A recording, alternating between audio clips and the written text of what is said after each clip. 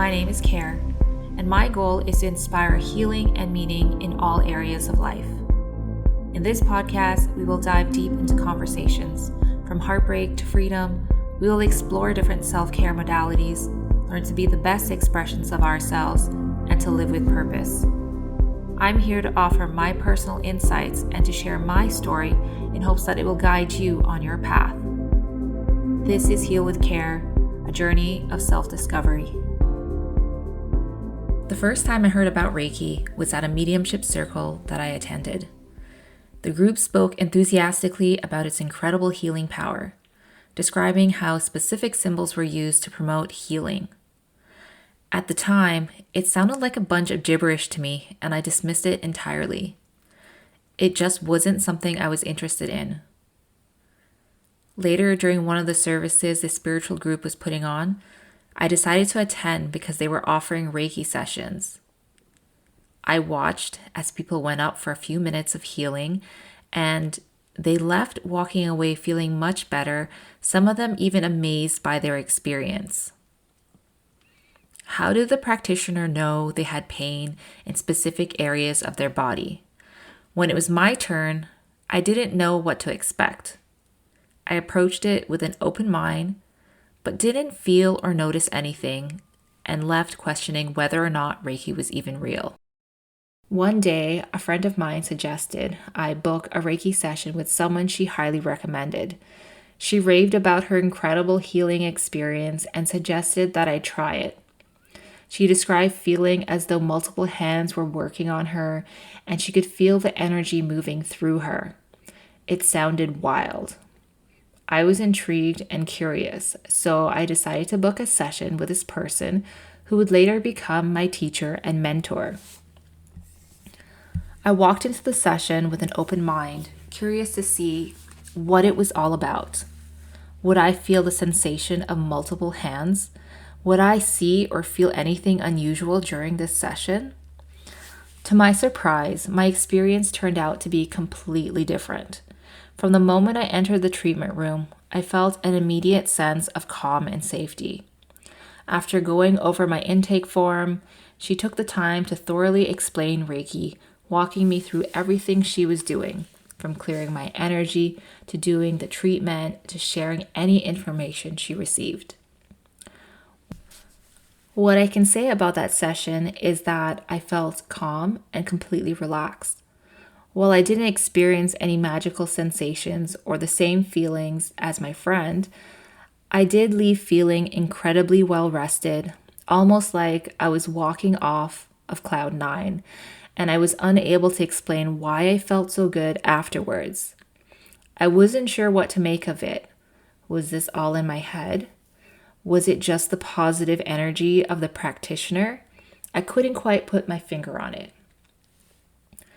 About a year later, my curiosity about Reiki peaked again, but this time from a practitioner's perspective. I decided I wanted to take Reiki Level 1, so I enrolled in that course. After completing the course, I noticed an increased sensitivity to the energy around me while giving Reiki. My hands would tingle as I hovered over an area where someone needed Reiki. I also began using my intuition to tune into a person's energy, knowing exactly where to place my hands. Before taking the next level up, level 2, I was required to complete 10 in-person Reiki sessions, practicing with friends and family. During this time, I noticed that each session was completely different. Sometimes I would receive what felt like psychic impressions.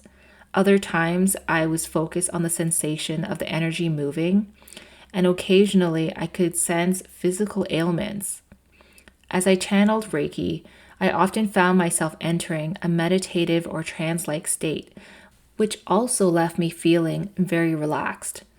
I always left each session feeling joyful and at peace, which made me realize that I was also healing myself while providing Reiki to others. I noticed that everyone who received a Reiki session from me had their own unique experience. Those sensitive to energy often felt it moving through them, while others didn't feel anything at all. Some entered meditative states and saw vivid images, and at times the impressions I received closely aligned with their experience. This was so fascinating as it felt like I was tapping into something I can't quite explain. And with so many coincidences, I couldn't help but feel I was onto something.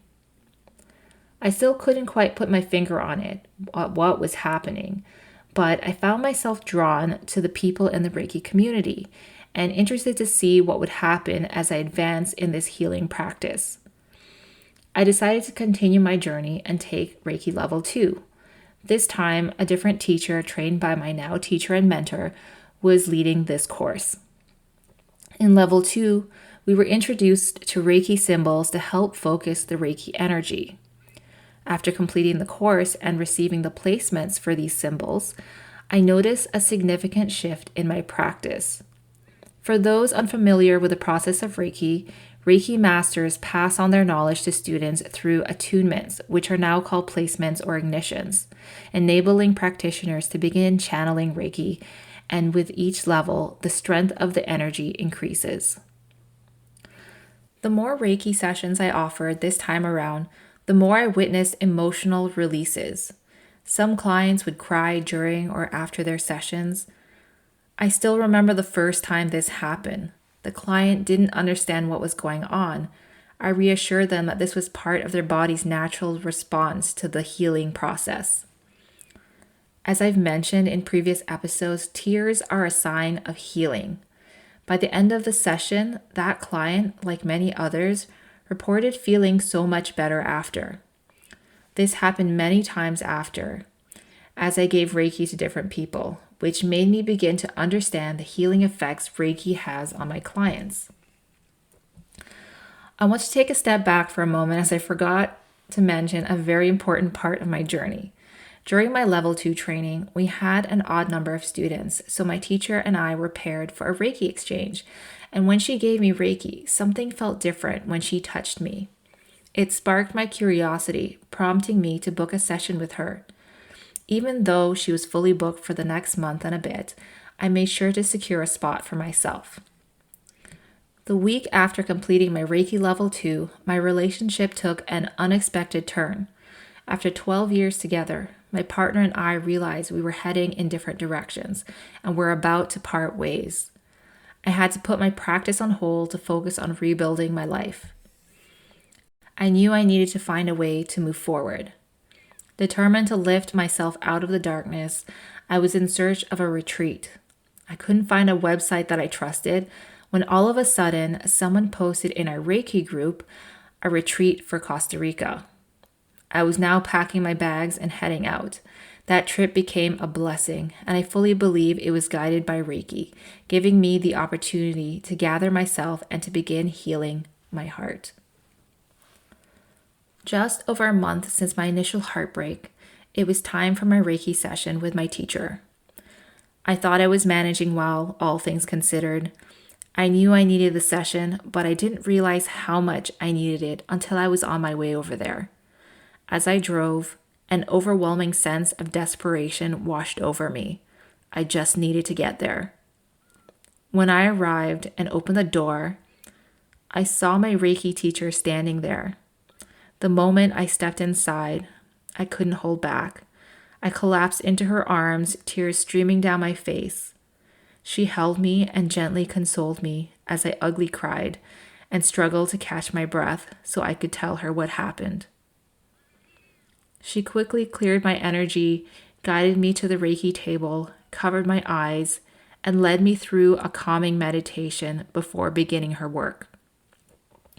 Using the soothing sounds of bells and crystal singing bowls, vibrations spread throughout my body, creating beautiful tingling sensations. I cried through most of my session, but by the end, I felt lighter. Something magical was happening. It's hard to put it into words, but I can feel my energy shifting. Before I left, she gifted me a bracelet to empower me and help me feel stronger through this difficult time. I wore this bracelet for months until I knew I didn't need it anymore. Walking out of that session, I felt truly seen, held, and supported. I knew I was loved, and for the first time in a while, I believed I was going to be okay. I took a year-long break from giving Reiki as I was focused on grieving and healing. When I felt ready to practice again, I began offering sessions once more. During my first session back, I decided to give Reiki to a friend who had no prior knowledge of what Reiki was. What happened next was truly something. They had the most spiritual experience. They entered a deep meditative state, gaining so much clarity for their life. I remember them opening their eyes, hugging me, and expressing heartfelt gratitude for the much needed experience. That moment boosted my confidence and reaffirmed my decision to continue offering Reiki sessions. Since then, I've had the privilege of working with clients who've had a wide range of deeply personal and unique experiences. Over the years, I've witnessed countless unexplainable moments that continue to leave me in awe. It's an incredible honor to hold space for my clients and witness their healing journeys unfold. When I first curiously stepped into the world of Reiki, I never knew what to expect. In many ways, I feel like I was being guided down this path. I had many moments of doubt, but I kept feeling the call and I kept going. Now, through my personal experiences and witnessing my clients and learning the countless coincidences I've encountered doing this work, I have no doubt Reiki is real and can be beneficial for anyone in any situation. So what is Reiki? The word Reiki is Japanese. It translates to Rei, meaning God's wisdom or higher power, and Ki, meaning life force energy. And combining these words, Reiki, means spiritually guided life force energy. Reiki is a Japanese healing art designed to reduce stress, promote relaxation, and support the body's natural abilities to heal. Reiki energy is passed from teacher to student through an initiation process, allowing students to channel Reiki for themselves and for others. Once initiated, practitioners can direct this healing energy through the palms of their hands to where it is needed, whether it's in person or from a distance. Reiki energy comes from this unlimited source that is very intelligent, and it knows exactly where it needs to go. I also wanted to share a little bit about the history of Reiki so you can understand where it comes from. So Reiki was discovered by Mikao Usui in 1922. The story goes that Usui was searching for a state of consciousness that, once achieved, would provide an understanding of his purpose and would help him to fulfill it. Dedicated to reaching this state, he asked his Zen teacher what he needed to do. However, he misunderstood the response, thinking that he had to die, when in fact the teacher said that he must be willing to die. So as Usui was preparing for his death, he trekked up to Mount Kurama and stayed there for 21 days where he would fast and meditate. He collected 21 stones and threw one away each day. On the 21st day, he threw the last stone away, feeling weak. He tried to stand up and experienced what felt like a powerful light entering his mind. It felt as though he had been struck by lightning and he was knocked unconscious. When he woke up, he felt as though he had a bunch of energy.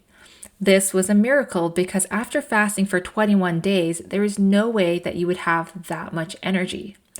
Excited by this experience, he decided to journey down the mountain to share what has happened with his teacher. On the way down, Usui stubbed his toe. Instinctively, he grabbed onto his toe, and in amazement, he started to feel this healing energy flowing from his hand to his toe, instantly relieving the pain. He realized he had received the gift of healing. Continuing down the mountain, he stopped by a nearby village. Usui had a big appetite and managed to eat a large meal. After fasting for so long, usually it would be very difficult for someone to eat that much, so he found this to be another miracle. While he was there, a woman with a swollen face had a toothache. Usui offered to help by placing his hands on the area of pain. She reported that the pain had completely disappeared. Again, this was another miracle. He realized he was a healer with a purpose to heal others and to teach them how to heal as well. Usui developed a system to pass on this healing energy, empowering others to use it. On Usui's memorial stone, it is inscribed that his wish was for Reiki to be spread throughout the world. Once you begin taking your Reiki levels, you can practice it on yourself and on others. Each level of Reiki increases your strength of the energy you channel, and it has the potential to significantly enhance your life if you allow it to guide you. I'm not entirely sure why I was led to this specific healing practice, but I do know that it has helped me become a better person. It's allowed me to shed what no longer serves me, bringing in good things when I least expect them. It has also shown me how Reiki can enhance the lives of those around me. The effects have a ripple effect, not only transforming how I live, but benefiting those who are near me as well. It's all about your experience with Reiki. This has been my personal experience. I didn't want to go into details about my sessions because they are very private, but I wanted to give you an idea of how Reiki has benefited the clients I've had so far. Reiki is more than just a healing practice. It's a journey, a connection to something greater. My path began with curiosity and skepticism, but through each session and experience, I've come to understand its benefits. Reiki has taught me to trust the unseen energies and to surrender. It has shown me the essence of love and compassion, teaching me to hold space and bear witness with an open heart. I've witnessed its remarkable impact on the mind, body, and spirit, and now I see it as a powerful gift to enhance everyday life.